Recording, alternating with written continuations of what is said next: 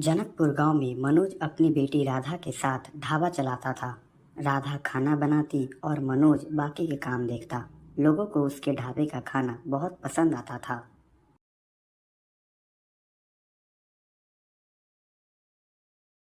क्या बात है मनोज भाई। आज फिर तुमने अपने खाने में जादू कर दिया है। अब मैं क्या बोलूं, सब ऊपर वाले की देन है। एक दिन राकेश नाम का आदमी मनोज के ढाबे पे खाने आता है। वाह, बहुत स्वादिष्ट खाना है।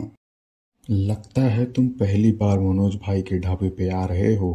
यहाँ का खाना हमारे पूरे गांव में फेमस है। हाँ, तुमने बिल्कुल सही बोला। मनोज भाई, तुम कितना कमा लेते हो इस ढाबे से? बस उतना ही जिससे मेरा घर चल सके। बहुत कमाते हैं मनोज भाई। कुछ दिन पहले ही एक जमीन भी ली है। यह सब सुनकर राकेश के मन में भी एक ढाबा खोलने की इच्छा जग जाती है। मनोज के ढाबे के पास ही वो अपना ढाबा खोल देता है। पर राकेश के ढाबे के खाने में उतना अच्छा स्वाद नहीं था। ढाबा तो दिखने में अच्छा है, पर खाना उतना स्वादिष्ट नहीं है। मैं भी ढाबे की खूबसूरती देख कर आया था। चलो अच्छा है, अब यह तो समझ आ गया कि जो दुकान दिखने में अच्छी हो वहाँ सामान अच्छी मिले यह जरूरी नहीं है। अब क्या करें। करना क्या है, चलो मनोज भाई के ढाबे पे। राकेश के ढाबे पे धीरे धीरे लोग आना बंद कर देते हैं। इससे परेशान होकर वह अपना ढाबा रात को भी खुला रखता ताकि कोई आ सके।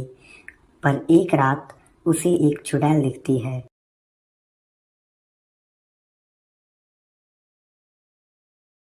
तुम एक चुड़ैल हो? लगता है तुम्हें अपनी जान प्यारी नहीं है। तुम मेरा एक काम करोगी? बदले में तुम जो बोलोगी मैं तुम्हें वो दूंगा। तुम एक चुड़ैल से सौदा करना चाहते हो? हाँ, सौदा ही समझो। सौदा, और वो भी एक चुड़ैल से? काफी हिम्मत है तुम में। तुम मेरे साथ सौदा करोगी या नहीं? ठीक है, बताओ क्या करना होगा। मेरे ढाबे के पास एक मनोज नाम के आदमी का ढाबा है। तुम उसे बर्बाद कर दो ताकि लोग मेरे ढाबे में खाने आए। तुम बोलो तो मैं उस आदमी को ही मार देती हूँ। नहीं नहीं, तुम किसी को नहीं मारोगी। तुम कुछ ऐसा करो ताकि लोग मेरे ढाबे में खाना खाने आए। ठीक है, पर बदले में मुझे तुम्हारी आत्मा अभी चाहिए। मेरी आत्मा? डरो नहीं, तुम अपनी आत्मा के बिना मरोगे नहीं। तुम मेरी आत्मा ले लोगी तो मैं नहीं मरूंगा? हाँ, नहीं मरोगे। ठीक है, मुझे मंजूर है। ठीक है, अब मैं तुम्हारी आत्मा तुमसे ले रही हूँ।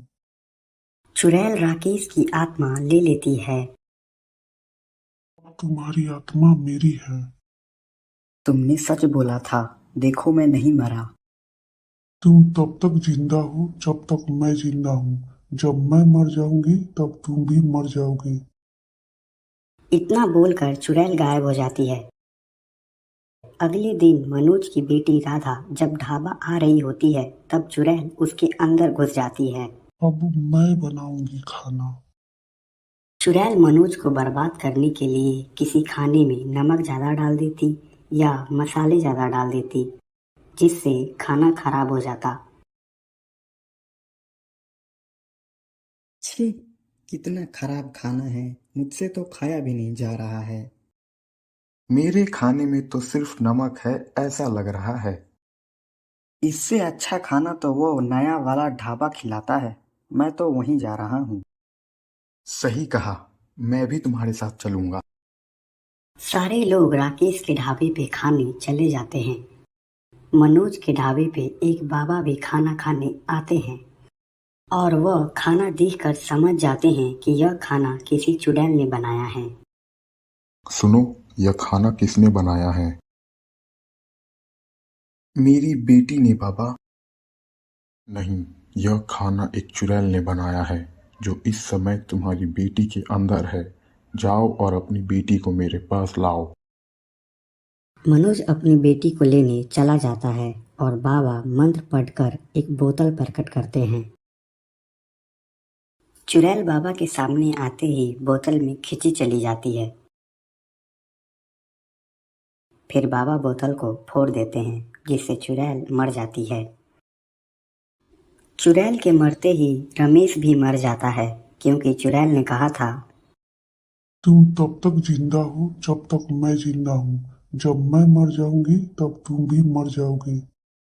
राकेश के मरने के बाद उसका ढाबा बंद हो जाता है और मनोज का ढाबा फिर चल पड़ता है।